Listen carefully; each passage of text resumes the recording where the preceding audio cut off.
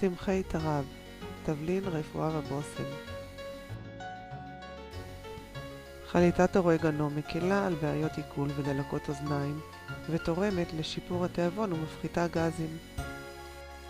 חליטה מעלי ננה מקלה בהצטננות, כאבי בטן, מרגיעה ומרעננת. האזוב המצוי הוא הזעתר, מחטא דלקות של חניכיים וגרון ומחזק את הלב, טעים כתוספת לפיתה. הרוזמרין משמש כתבלין לתבשילי בשר ודגים, טוב לטיפול בשיער ובעור, תורם לשינה טובה. אלוברה עשירה בקולגן, מסייעת בשמירה וטיפוח בריאות העור והשיער, וכן בריפוי פצעים וכוויות. חליטת תה ירוק, ללא טעם וללא ריח, מעורר ונותן הרגשה טובה, מסייע לעיכול, מגביר תיאבון ומונע עששת. הזוטה הלבנה מסייעת בחיווץ בכאבי בטן, מזרימת אנרגיה ומסייעת בחיטוי במצבים דלקתיים.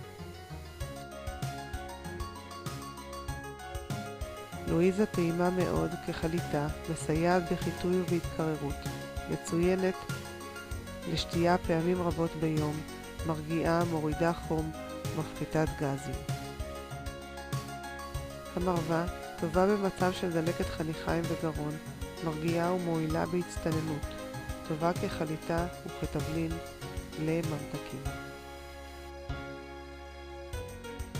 בלימונית חומר ושמו ציטרל, היא מעלה אנרגיה, מחזקת ומשפרת מצב רוח, מסייעת בהפחתת מתח, לחץ וכאבים, טובה לתהליכי ניקוי ריאליים.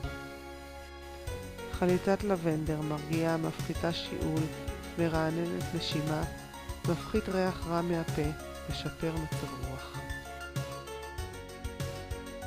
חליטת תה מגרניום לימוני בטעם לימון, מקל על בעיות נשימה, טוב לטיפול בדלקות עיניים, מועיל נגד בחילות, מרחיק זבובים ויתושים.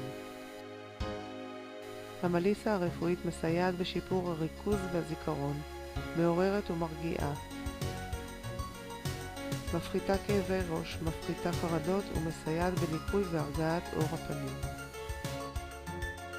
השיבה מגבירה תיאבון, מפחיתה כמות סוכר בדם ולחץ דם, מקלה על כאבי בטן. צמחי המרפא, התבלין והבושם מצויים בספרו של הרמב"ם, מרפא הבושם.